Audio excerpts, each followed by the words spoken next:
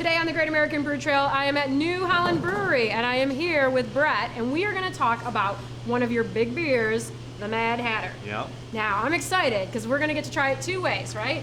One is a baby beer, as I'm going to call it, and one as a finished beer. That's we're right. going to do a taste test. So, what do we have going on here in this tank? Well, fortunately, you came at the perfect time because yesterday we brewed a 10-barrel batch of our Mad Hatter, and then we split it between two fermenters. So we got 5 barrels in each fermenter. And you're brewing this at the brew pub, where you kind of get to experiment on a smaller scale than you do at your distribution facility. That's right. That is awesome. Yeah, one of the things we've been working on, due to the seasonality of the hop harvest and different crops, is our hopping schedule on the Hatter to keep the kind of the flavor profile the way we want to keep it. So this gives us a great opportunity to use it on a small batch, to try a particular variety of Centennial hops, which we use in ours. And we can play around with that at different times during the fermentation for the dry hopping, as well as up in the kettle. We can add a little more or a little less, and then we get to see the immediate impacts of that before doing it on a big 200 Right, or on a 300 barrel humongous scale, batch. exactly. Yeah. This has been fermenting now for how long? It's been about 24 hours. It's like it was just conceived. Truly, we dropped it yesterday at about 3 o'clock. It dropped into the fermenter, and it's been ripping ever since.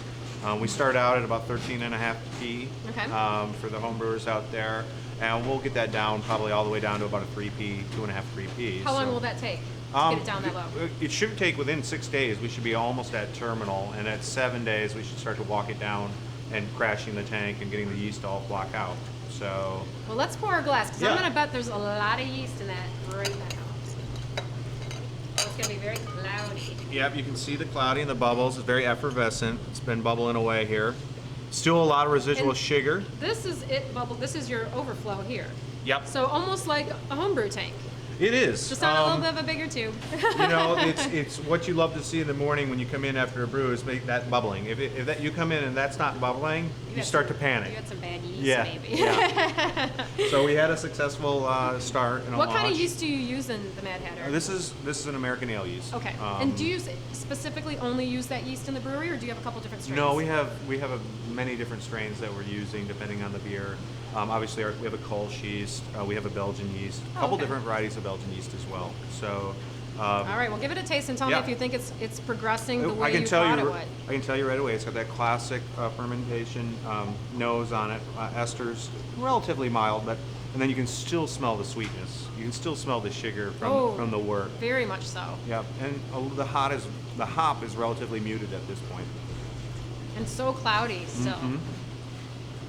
Is it progressing the way you thought it is, would? and you can start to sense the hoppiness there in the finish is there, the bite, which I think is going to be really interesting now. Oh yeah, it's very sweet on your tongue at first. It kind of coats your tongue with much more sugars than I would expect, and then you get it kicked in the back of your throat with a little hop. Yeah, and there's a little dry, with that hop, there's also that yeast dryness. It kind of dries it, and it actually accentuates the hop a little bit almost too. a little astringent there. Yeah. Okay, now. So this is cool. Voila. This is the done beer here. Okay, so let's try this. And look at how clear that is. Dark, too. Kind of almost more amber color at this point. Okay. Much hoppier right away. Much hoppier throughout, but very well balanced. But you don't get that residual sugar kind of in the front of it. How interesting to see how it changes. Yeah. It's good. It is good. Mad Hatter is a great beer, whether it's a baby beer or a finished beer from New Holland Brewery. Cheers. Cheers.